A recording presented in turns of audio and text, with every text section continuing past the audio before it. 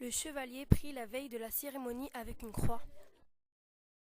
On voit deux hommes, le premier est debout et donne un coup du plat de son épée au deuxième, qui est à genoux. On peut supposer que le premier est un seigneur et le deuxième l'écuyer qui devient chevalier. On voit le chevalier sur son fidèle destrier avec son armure et ses armes.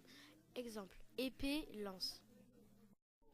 Il y a une chapelle là où les moines prient, dans la grande salle, là où les gens venaient se ravitailler. Église, cuisine, infirmerie, où les blessés se soignaient.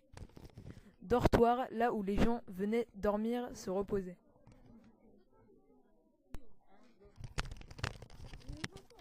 Le baron et ses hommes n'ont pas réussi à s'emparer du château et les défenseurs ne sont pas assez pour les faire partir. Le chevalier a toujours un destrier. Il porte une armure composée d'un écu et d'un casque, en équipement défensif. Et en équipement offensif, il y a la lance et l'épée. Le cheval est un équipement offensif et défensif. Au combat, il y a les chevaliers et les mercenaires. Ce sont des soldats payés. Les armes utilisées sont la hallebarde, l'épée, la masse et la hache.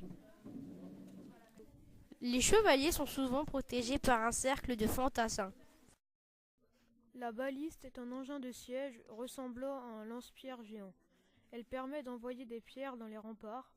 Le trébuchet sert à lancer de gros projectiles dans le château fort.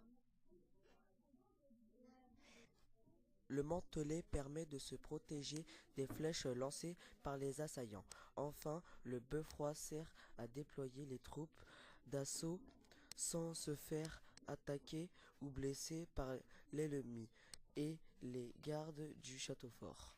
La herse permet de bloquer les ennemis entre les grandes grilles et à les tuer par les assommoirs. Les meurtrières, elles, servent à tuer les ennemis de l'intérieur. Il y en a plusieurs sortes. Archers cruciformes, archers canonniers. Lors de l'attaque du château fort, les ennemis montent par des échelles car les remparts sont hauts. Ils sont protégés par des gardes et des pièges. Les assaillants mettent feu aux bâtiments pour qu'ils se propagent jusqu'au château fort. Il y a des tables, de la bière et du vin, des plateaux, des gobelets. Les seigneurs et leurs familles se rassemblaient autour d'une table avec un buffet préparé par les serviteurs, ainsi que plusieurs événements dont les couronnements, les élections du seigneur et autres. Les chasseurs tuaient des cerfs ou des sangliers. Les chasseurs portaient un uniforme au XIVe siècle. On considérait la chasse comme un sport. Toutes les terres non cultivées servaient à la chasse. Le peuple n'avait pas le droit à la chasse. Les loisirs du seigneur. Les jeux étaient violents. Il y avait le tir à l'arc, des combats de corps, lance de chien à un ours. L'ancêtre du football et du hockey, en manque d'arbitre, les parties dégénéraient. Il y arrivait que les autorités interdisent ces sports. Chaque chevalier a un écuyer pour l'habiller avant le tournoi. Il lui met tout l'équipement nécessaire pour combattre. Le tournoi permet aux chevaliers de s'entraîner au combat et de ne pas perdre la main en temps de paix.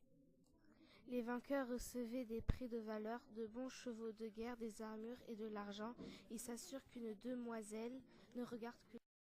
Le seigneur tient les mains du vassal et le public les regarde faire pour la cérémonie de l'hommage et pour que les gens le savent.